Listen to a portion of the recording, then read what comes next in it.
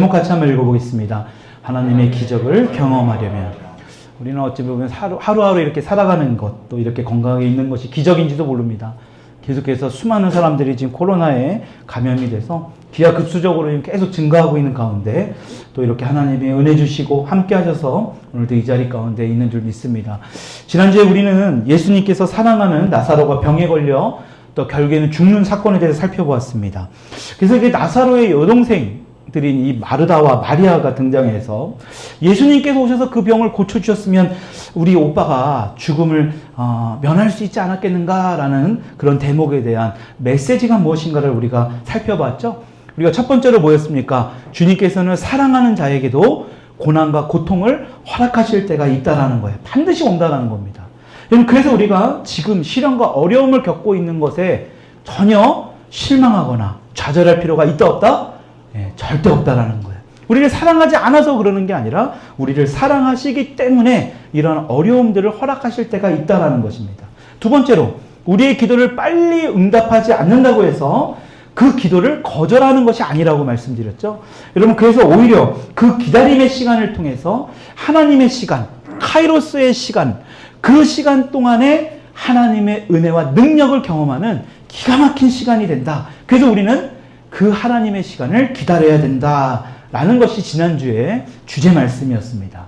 여러분, 오늘도 다시 한번 이 나사로 부활 사건, 우리는 부활절만 되면 이 말씀의 본문 말씀을 자주 접하는데요. 이 죽음 사건에 대해서 다시 한번 살펴보려고 합니다. 오늘은 이제 나사로가 부활을 하게 되는데, 첫 번째로 우리는 고난을 통해 하나님의 관점을 배우게 된다는 것입니다. 뭐를 배운다고요? 하나님의 관점을 배운다. 여러분, 우리가 지난 시간에도 보았지만 나사로가 병들어서 죽었을 때에 빨리 고쳐주시지 않는 주님을 향해서 이 마르다가 또 마리아가 불평과 불만을 갖고 있는 것을 보았습니다. 그런데 그것은 누구의 생각이에요? 마르다와 마리아의 생각이에요. 다시 말하면 인간의 생각이었습니다. 나사로가 병들었을 때 고쳐주신 것보다 나사로가 병이 들어서 죽고 나서 살려주신 그 기적을 통해서 뭐예요? 이들은 더 큰 하나님의 영광의 주인공이 되었다는 것입니다. 여러분, 그리고 그 일을 통해서 어떤 일이 벌어졌습니까? 예수님을 더 알게 되고 예수님을 더 많은 사람들이 믿는 엄청나게 중요한 사건이 되었다는 거예요. 여러분, 이것을 봤을 때 인간의 관점과 하나님의 관점이 있다라는 거예요. 근데 그것은 너무나 달라요. 여러분, 우리가 지금도 살면서도 기적을 경험하는 일들이 있습니다. 근데 중요한 것은 그 일을 통해서 예수님을 더 잘 믿어야 하는 것이 그 기적을 경험하는 가장 중요한 원인 중에 하나예요. 근데 문제는 그 기적을 통해서 하나님이 주시는 그 복만 누리고 예수님을 떠나버린다면 그 기적은 아무 소용이 없습니다. 그 기적을 통해서 복을 누리는 것과 동시에 우리가 해야 될 건 뭘까요? 예수님을 더 잘 믿는 거예요. 여러분, 그래서 본문에 이 말씀을 통해서 우리에게 주시는 메시지가 바로 그겁니다. 때로는 주님께서 우리를 약하게 만들 때가 있어요. 소망을 다 끊어버리실 때가 있습니다. 마르다와 마리아도요. 나사로라는 이 오라버니가 병이 들었을 때만 해도 어느 정도 희망이 있었잖아요. 그렇죠? 그렇기 때문에 이들은 사람을 보내서 예수님이 빨리 오셔서 기도만 해주시면, 오셔서 만져주시면, 아니 오시기만 했어도 바로 오빠가 회복될 수 있다라는 그런 이 희망이 이들에게는 있었던 거예요. 근데 예수님께서 어떻게 하셨습니까? 바로 응답하지 않으셨어요. 그리고 나사로는 죽습니다. 그러다 보니까 이 마리아와 마르다의 희망이 완전히 끊어졌습니다. 근데 잘 보세요. 그 희망이 끊어졌다고 우리의 시각으로, 우리의 관점으로 바라볼 수 있지만 주님의 관점으로 바라볼 때는 그때부터 하나님이 역사하기 시작했다는 거예요. 우리의 희망이 다 끝나졌다고 생각했을 그때에 하나님의 역사가 시작된다는 것입니다. 저는 이 코로나 사태가 바로 이 메시지를 우리에게 주시는 거라고 저는 확신합니다. 왜요? 우리가 얼마 전까지만 하더라도요, 불과 한 달인가요? 2달만 하더라도 마스크를 벗는 분위기였습니다. 그래서 화이자나 이 아스카라 같은 이 백신 맞는 사람들은 그 증서를 보여주면 어디서나 이 마스크를 벗을 수 있는 그런 어떤 이 횟수, 인원 제한에서 빼주는 그런 것들을 하려고 바로 그때 또 다시 터져버렸습니다. 여러분, 세상엔 소망이 없습니다. 세상의 어떤 환경에 어떤 것을 의지하려고 할 때 주님은 이렇게 우리에게 말씀하는 거예요. 그것을 기대하지 않고 희망이 다 끝났고 소망이 다 끝났다고 했을 그때에 하나님께서 역사하는 것을 우리가 보기를 우리 주님은 원하고 계시다라는 거예요. 여러분, 그러니까 계속해서 고난이 오고 아무 희망이 없을 때 우리가 할 일은 뭐냐? 좌절하고 낙심하고 불평할 게 아니라 하나님의 역사가 이제 곧 시작되는구나 기대하면 된다라는 거예요. 근데 단지 계속해서 고난만 와요. 계속해서. 여러분, 그것은 뭔가 잘못된 삶을 살아가고 있는 겁니다. 여러분, 제가 지난주에도 이렇게 상담을 하면서 한 몇 명을 이렇게 했는데요. 그분들을 이 과거의 일들 또 현재의 일들을 보면서 그분들이 그 고민하는 것들이 하나가 있었어요. 그게 뭐냐면 내가 왜 이런 삶을 살았을까? 여러분, 이따가도 이제 주님께서 우리에게 메시지를 전해주시겠지만 주님은 우리에게 이미 말씀해 주셨거든요. 그 말씀대로 살지 못한 우리의 책임이 있는 것입니다. 그것을 우리 주님은 알기를 원해요. 여러분, 오늘도 똑같아요. 우리가 계속해서 어떤 여러 가지 재난과 여러 가지 어려움과 어떤 여러 가지 정말 불미스러운 일들이 계속해서 일어난다면 그것은 뭔가 잘못된 삶을 살아가는 거예요. 그러나 우리가 어떤 한정적으로 그런 일들이 주어진다면 그것은 우리가 더 기뻐해야 됩니다. 왜요? 영원한 하나님의 고난은 없거든요. 여러분, 성경을 보십시오. 반드시 하나님은 회복의 역사를 우리에게 경험하게 만드시거든요. 오늘 이 메시지를 통해서 그러한 우리에게 하나님의 관점을 알기를 원하시는 하나님의 귀한 메시지가 이곳 가운데 숨겨져 있다는 겁니다. 여러분, 요한복음 11장 말씀을 보게 되면 인간의 관점과 하나님의 관점, 이 예수님의 관점이 나와요. 솔직히 우리가 이 땅에 살아가면서 우리가 예수를 믿고 있지만 하나님의 관점으로만 살아간다. 솔직히 쉬워요, 어려워요? 네, 굉장히 어렵습니다. 하나님의 관점으로만 살아가면 좋은데 그렇다고 또 우리가 인간의 관점으로 살아가는 건 불신자들이 하는 거니까 그거는 뭐 논외고요. 우리는 최소한 예수를 믿고 하나님을 찬양하는 그런 하나님의 자녀로 우리가 이곳에서 예배를 드리는데 하나님의 관점으로만 살아가는 것이 쉽지 않은 것이 현실이에요. 여러분, 그러나 오늘 본문 속에 나오는 어떤 희망이 사라지고 어려운 일이 있을 때 어떻게 해야 하는가를 우리에게 말씀하고 있는 거예요. 하나님의 관점을 가지고 살아가는 것이 어려울 때에 어떻게 하면 너희들이 하나님의 관점을 가지면서 살아갈 수 있을까? 오늘 본문을 말씀을 통해서 우리에게 메시지를 주고 있다는 겁니다. 여러분, 그 어려운 가운데 하나님의 관점을 가지고 살아가기 위해서는 가장 먼저 뭐를 해야 되느냐? 하나님과 계속해서 만남의 시간을 가져야 된다는 것입니다. 하나님과의 만남의 시간. 여러분, 이거 굉장히 중요하거든요. 우리 주변에 이거는 심리학적으로도 이미 증거가 되어 있는 겁니다. 내가 현재 어떠한 상태이고 어떠한 상황인지를 보려면 내 주변에 어떤 분들이 있는지를 보면 내 상황을 알 수 있다는 거예요. 내가 가장 많이 만나는 사람이 누구이고 내 주변에서 가장 많은 영향력을 주는 사람이 누구인가. 여러분, 오늘 우리 하나님께서는요, 우리에게 이 말씀을 주시는 거예요. 만남의 시간, 하나님과의 만남의 시간을 많이 가질 수 있을 때에 하나님의 관점을 가지고 살아갈 수 있다. 여러분, 하나님을 만난다라는 게 뭘까요? 하나님을 만난다는 거, 인카운터라고도 하거든요. 여러분, 그 시간이 바로 뭐예요? 바로 예배입니다. 지금 예전처럼 주일 오후 예배, 주중 예배를 드리지 못하지만 주일 오전 예배라도 이렇게 다 같이 모여서 예배 드리는 것. 여러분, 이것은 굉장히 중요해요. 세상 사람들은 이런 예배에 대해서 손가락질하죠. 야, 몇 번 쉰다고 이 코로나 때문에 난리가 난데 뭐 그렇게 정한 시간에 예배 드리는 것이 이렇게 중요하냐. 지금 이 기독교 단체에서도 난리가 났습니다. 마치 정부에서 마치 이렇게 막 큰 생색이나 냈냐, 99명까지 허락해 줄게. 사실은 그거 자체가 잘못된 겁니다. 우리 같이 작은 교회 하면 큰 문제는 없지만 큰 교회들 같은 경우는 많은 사람들이 예배 교회 안에 들어오질 못하게 만들어 버리는 거예요. 여러분, 지금 이러한 상황을 통해서 왜 우리가 이런 정한 시간에 만나는 게 중요한가? 여러분, 하나님은 우리가 순간순간마다 만나야 돼요. 그래서 주중에 여러분들의 메시지를, 하나님의 말씀을 통해서 또 기도하는 그 시간을 통해서 하나님을 만나요. 근데 여러분, 중요한 것은 뭐냐? 그때는 정한 시간이 아니라 자율적으로 하나님과의 만남의 시간이에요. 여러분, 그런데 우리는 이 시간에 뭐예요? 정한 시간과 장소와 날짜를 정해놓고 이렇게 하나님을 만나는 시간을 우리가 드리는 겁니다. 여러분, 그게 예배예요. 그렇기 때문에 우리가 평소에 드리는 예배하고는 이 예배는 뭔가 차이가 있는 겁니다. 그래서 이것을 또 대예배라고도 하죠. 물론 뭐 예배가 큰 게 어디 있고 작은 게 어디 있냐마는 이 정한 시간에 우리가 영과 진리로 정성껏 드리는 이 예배와 우리가 일상생활에 드리는 예배, 큰 차이는 없겠지만 하나님께서는 이러한 예배, 하나하나의 예배를 다 받으실 거라고 저는 확신합니다. 그럼에도 불구하고 이런 상황에서 하나님 앞에 정한 시간에 정한 장소에서 드리는 이 예배를 더 기뻐 받으실 거라고 저는 확신해요. 여러분 솔직하게 냉정하게 한번 보십시다. 어린이집에도 가요. 학교도 갑니다. 우리는 대형 쇼핑몰에도 가요. 여러분들 쇼핑 가잖아요. 마트도 가요. 백화점에도 갑니다. 대중교통 다 이용해요. 근데 거기에는 코로나 감염이 안 되고 일주일에 단 한 번, 1시간 정도 그것도 방역수칙 잘 지켜서 마스크도 빼지도 않고 드리는 이 예배가 코로나에 걸릴 확률이 더 높을까요? 여러분 이게 지금 참 잘못된 어떤 이 매스컴이나 여론이 그렇게 몰아가고 있는 겁니다.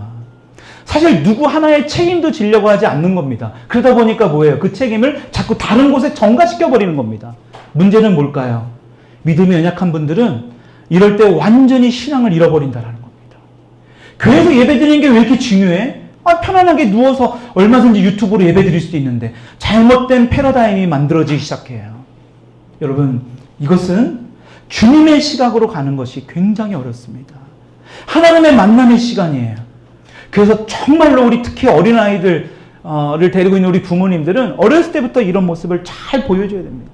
저는 개인적으로 이렇게 자꾸 언론이나 주변의 이런 환경이 교회가 마치 감염을 시키는 것처럼, 여러분 생각해 보세요. 그 사람들이 교회에서 감염이 됐을 때는 그 전에 이미 감염돼서 온 거예요.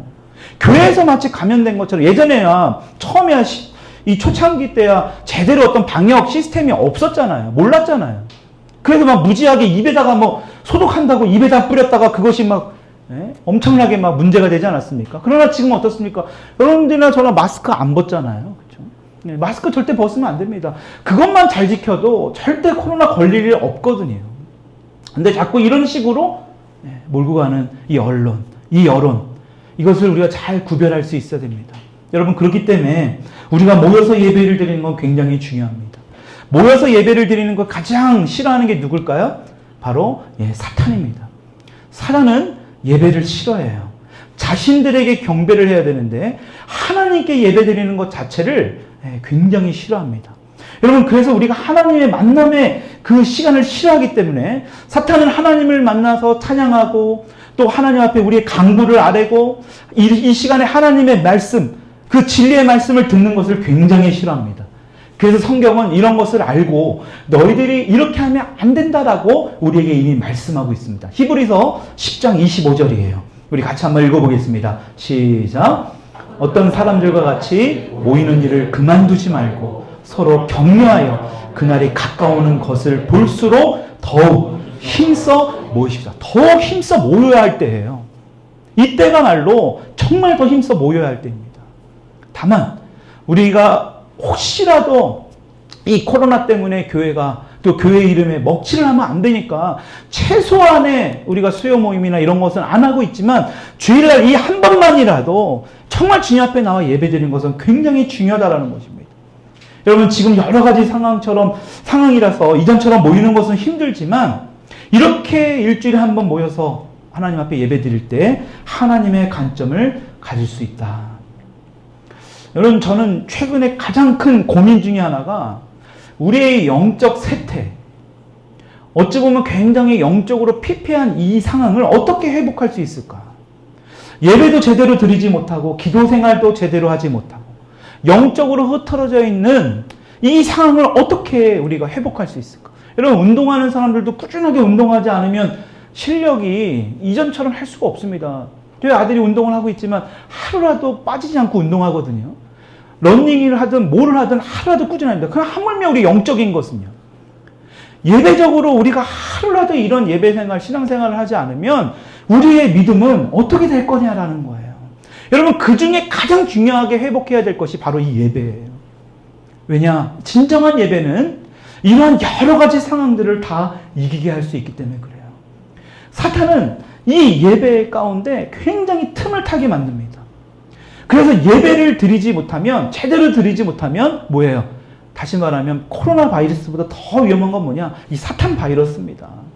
여러분, 그 사탄 바이러스 그대로 감염되는 겁니다. 코로나 바이러스 막 퍼지고 있는데 나는 건강해, 마스크 없이 막 돌아다니면 어떻습니까? 굉장히 위험해요. 여러분, 하나님과의 예배 시간도 마찬가지입니다. 나는 모태신앙이니까, 그동안 예배 많이 잘 드렸으니까 이 정도야 괜찮아. 아닙니다. 우리의 영적인 이런 여러 가지 상황들, 우리 신앙에, 우리 믿음에 문제가 될 수 있다는 것입니다. 여러분, 그래서 그 무엇보다 우리는 하나님의 이 만남의 시간, 이 예배의 시간을 통해서 우리의 식어있고 영적으로 병들어 있는 것들이 회복되어지는 귀한 시간이 되어야 될 줄 믿습니다. 여러분, 그래서 우리는 끊임없이 하나님과의 만남의 시간을 가져야 돼요. 그래서 우리가 하나님의 관점을 가질 수 있다. 여러분, 사람들의 관점, 오늘 본문을 보게 되면 사람들의 관점을 봤을 때, 나사로가 병이 들었을 때 사람들은 뭐라고 했습니까? 그 병은 죽을 병이라고 했습니다. 죽을 병이에요. 가망이 없는 거예요. 그게 우리 인간의 관점입니다. 그런데 예수님은 뭐라고 말씀하십니까? 4절의 말씀입니다. 같이 한번 읽어볼게요. 오늘 11장 앞절에 보면 4절 읽어볼게요. 시작. 예수께서 들으시고 이르시되 이 병은 죽을 병이 아니라 하나님의 영광을 위함이요 하나님의 아들이 이로 말미암아 영광을 받게 하려 함이라. 여러분, 이게 바로 인간의 관점과 하나님의 관점이 다르다라는 거예요. 하나님의 영광을 위한 것이다. 여러분, 우리가 하나님의 관점을 가지게 되면 이런 문제, 우리가 볼 때는 다 끝났다, 죽었다, 소망이 없다. 그러나 하나님이 보실 땐 뭐래요? 하나님의 영광이 드러날 일이다. 여러분, 오히려 이 코로나로 인해서 여러분들이 학교도 못하고 사업적으로도 힘들고 경제적으로 힘들고 오히려 여러 가지로 어려운 문제들이 있지만 이 일을 통해서 뭐래요? 하나님의 영광이 드러날 기회다, 찬스다라는 것을 여러분 오늘 이 말씀을 통하여 확신할 수 있기를 주님의 이름으로 축원합니다. 여러분, 두 번째로 믿을 때 보게 되는 하나님의 큰 영광이 있다라는 거예요. 우리가 믿음을 가질 때 하나님의 크신 영광을 우리는 보게 된다는 것입니다. 여러분, 하나님은 사랑하는 자에게도 고난을 허락하실 때가 있다라고 했죠. 여러분, 그 고난 가운데서, 그 어렵고 힘든 가운데서도 우리가 믿음을 가질 때 경험하게 되는 하나님의 큰 영광이 있다는 거예요. 여러분, 오늘 본문에도 보게 되면 예수님은 아주 끝났다고 생각하는 이 죽음의 순간, 우리 인간의 관점으로 볼 땐 다 끝났다고 했을 때에 예수님께서는 뭐라고 지금 말씀하세요? 예수님은 믿으라라고 말씀해요. 믿으라. 여러분, 그런데 인간의 힘으로 이 믿음의 한계가 있습니다. 안 믿어지는데 어떻게 믿어요? 아무리 믿으려고 해도 안 믿겨집니다. 여러분, 지금 본문에도 보면 나사로가 죽어서 다 끝났는데 뭘 믿으라고 지금 예수님이 말씀하시느냐? 여러분, 지금 나사로는 이미 죽은 지 며칠 지났어요? 나흘이나 지났습니다. 그러니까 시체 썩은 냄새가 나는 겁니다. 38절, 39절 다시 한번 읽어보겠습니다. 38, 39절 시작. 예수께서 이르시되 38절 이에 예수께서 다시 속으로 비통히 여기시며 무덤에 가시니 무덤이 굴이라 돌로 막았거늘 예수께서 이르시되 돌을 옮겨 놓으라 하시니 그 죽은 자의 누이 마르다가 이르되 주여 죽은 지가 나흘이 되었음에 벌써 냄새가 나나이다. 여러분, 마르다가 이렇게 지금 말하는 뜻이 뭐예요? 지금 주님께서 그 무덤 앞에 막아놓은 돌을 치우라고 하니까 아니 무슨 말씀입니까 지금? 아니 지금 이게 돌로 치우면 뭐합니까? 나흘이나 지났는데 죽은 지 이미. 지금 그 말을 돌려서 말하는 거예요. 여러분, 하지만 사실 따지고 보면 이 마르다의 말이 맞는 말이에요? 틀린 말이에요? 우리가 볼 때는 맞는 말입니다. 틀린 말이 아니에요. 근데 문제는 뭐냐? 예수님께서 원하는 말은 아닙니다. 우리가 인간적으로 볼 때는 그럴싸해 보여요. 그래서 우리가 분별을 잘해야 돼요. 여러분, 저한테 이제 그런 말씀들 많이 해요. 목사님, 하나님의 뜻이 무엇입니까? 하나님의 뜻을 구하고 싶습니다. 여러분, 그러기 위해서는 뭐냐? 우리가 볼 때는 그럴싸하게 들려요? 여러분, 그것은 잘 분별해야 돼요. 주님은 이 말을 원하는 게 아닙니다. 주님께서 원하는 말씀은 뭐냐? 이렇게 마르다가 말을 하는데 주님은 뭐라고 말씀하세요? 40절이에요. 같이 한번 읽어볼게요. 시작. 예수께서 이르시되 내 말이 네가 믿으면 뭘 본대요? 하나님의 영광을 보리라. 그리고 뒤에 뭐라고 나오느냐? 하지 아니하였느냐 이렇게 말씀하세요. 이거를 표준 새 번역으로 하면 이렇게 해석이 됩니다. 같이 한번 앞에 띄워놓은 말씀 읽어볼게요. 시작. 예수께서 마르다에게 말씀하셨다. 내가 믿으면 하나님의 영광을 보게 될 것이라고 내가 말하지 않았느냐? 더 쉽게 와닿죠? 이미 마르다에게 예수님이 말씀하셨다라는 얘기예요? 아니라는 얘기예요? 이미 말씀을 하셨다라는 겁니다. 근데 지금 마르다가 그것을 잘 모르니까 다시 말씀하면서 그 말씀을 뭐래요? 네가 믿어야 된다. 그러면 하나님의 영광을 볼 것이다. 나는 이미 너에게 말씀을 해줬는데, 말을 해줬는데 네가 그것을 모르니까 다시 말을 하니까 이 말씀을 너가 믿어야 된다. 오늘도 우리에게 똑같아요. 하나님은 지금 말씀하셨어요. 지난주에도, 지난 한 주간도 여러분들 성경 말씀을 읽으면서 말씀해 주셨습니다. 지난주 주일날 메시지를 통해서 말씀하셨어요. 그럼 끊임없이 하나님은 말씀하십니다. 그리고 뭐예요? 그 말씀을 믿으라고 하는 거예요.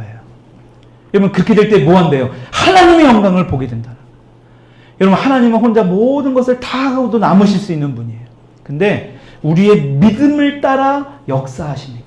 혼자 일하지 않으세요. 성경을 보게 되더라도 혼자 다 하실 수 있지만 혼자 하시지 않아요. 여러분 천지를 창조하실 때도 혼자 하지 않으셨어요.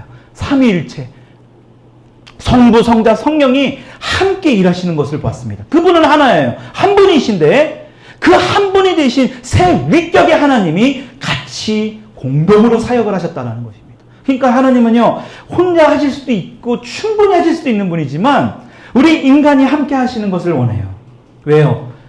그 일을 통해서 뭐예요? 하나님의 영광을 보는 것이 하나님의 입장에서 볼 땐 너무나 기쁜 거예요. 이건 자녀를 가지신 부모님들이라면 알 거예요. 자녀가 선물 하나 사줬는데 너무너무 기뻐하는 거예요. 그것만 하더라도 뭐 하나 줬는데 그걸 너무너무 좋아하는 거예요. 그러니까 우리 자녀들은 부모님들에게 오버 액션이라도 해야 돼. 그래야지 뭐라도 더 받아낼 수 있는 그런 지름길이야. 어지나 서지나 알겠어? 오바로 더 막 기뻐하란 말이야. 부모님이 더 큰 걸 사줄 거야. 혜인아 알겠니? 이제 네가 사지 이제 너는 커서. 그런 모습을 우리 주님은 보기를 원하세요. 여러분 믿음이라는 것은 다시 말하면 뭐냐? 받기 때문에 믿는 게 아니에요.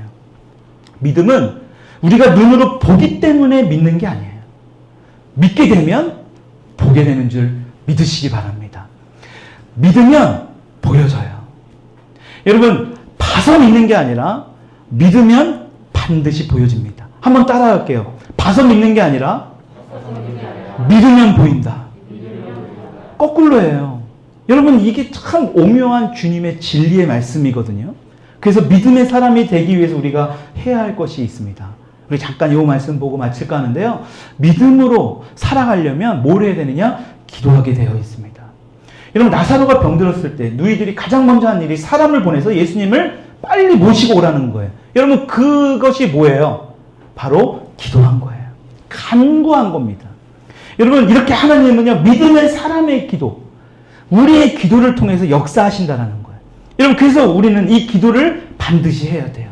기도하면 하나님의 역사가 일어나게 됩니다. 그래서 오늘도 우리가 중보하고 여러분들 그 기도 제목들 적어놓은 그 기도를 통해서 우리가 함께 기도할 때 하나님의 역사가 일어난다는 사실을 믿을 수 있기를 축원합니다. 그래서 믿음의 사람은 기도해야 합니다. 기도하면 할수록 우리의 믿음은 더 강해집니다. 기도할 때 특히 말씀을 붙잡고 기도하면 더 강력한 믿음을 얻게 돼요. 그리고 그 말씀을 듣는 순간에 예수님의 그 말씀을 듣는 순간에 뭐예요? 믿음이 생겨져요.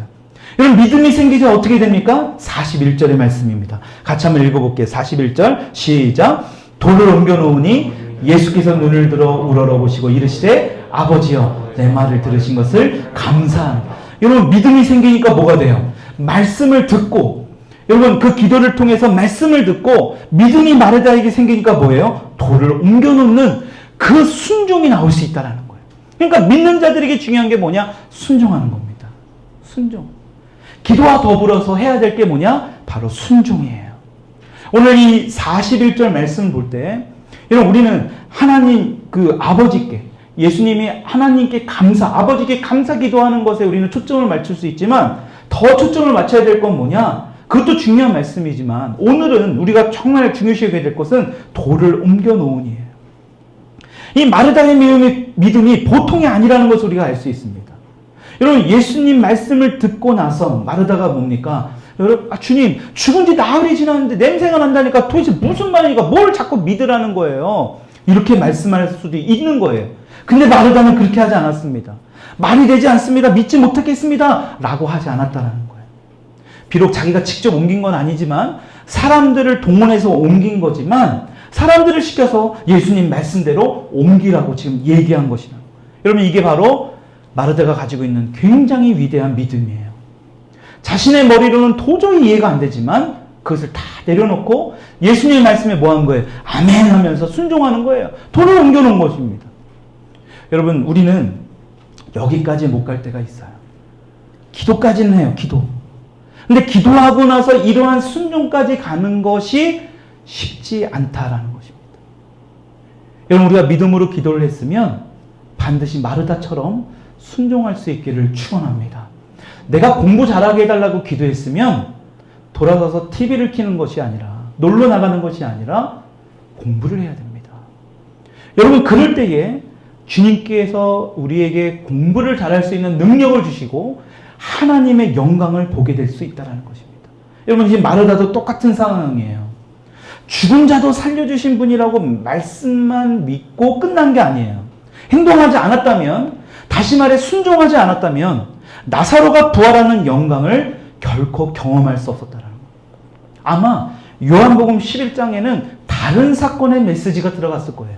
요한복음을 보게 되면 수많은 이 기적적인 사건들이 있었는데 그래서 요약해 놓은 거거든요. 다 기록하지 못했다고 나옵니다.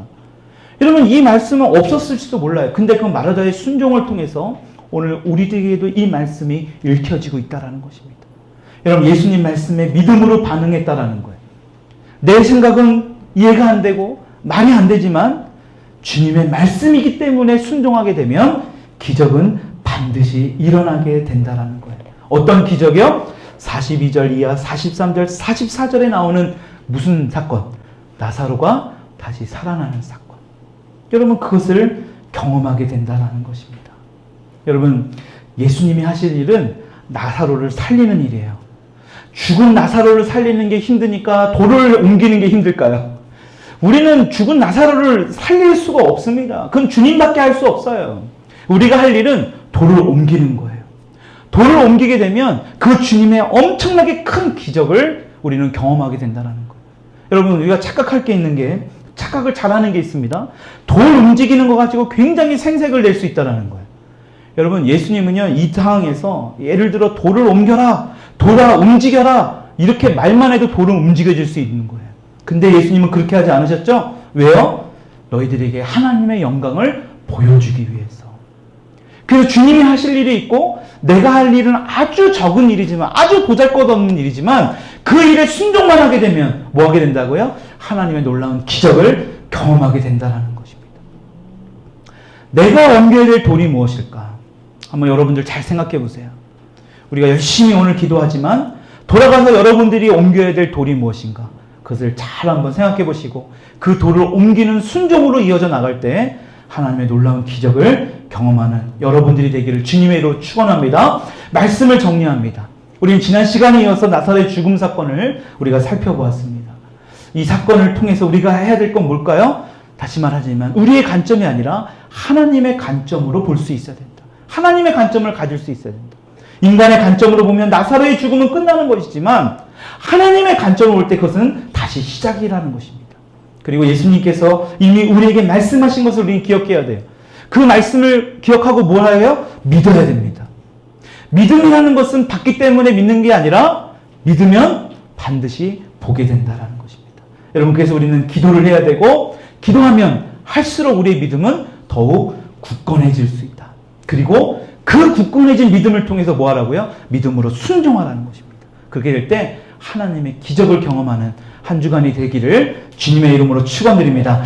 이제는 우리 주 예수 그리스도의 은혜와 하나님 아버지의 무궁하신 사랑하심과 성령님의 교통하심이 하나님의 관점을 가지고 믿음으로 기도하고 순종하며 살아가기로 결단하는 우리 더힐링교회 모든 성도님들 머리 위에, 또 지금 유튜브를 통하여 예배드리고 있는 우리 성도들 위에, 또 지금도 숨죽이며 예배드리고 있을 북한 형제 자매들 위에, 또 이 지역과 이 나라 위에 이제부터 영원토록 함께 계시기를 간절히 축원하옵나이다. 아멘. 아멘.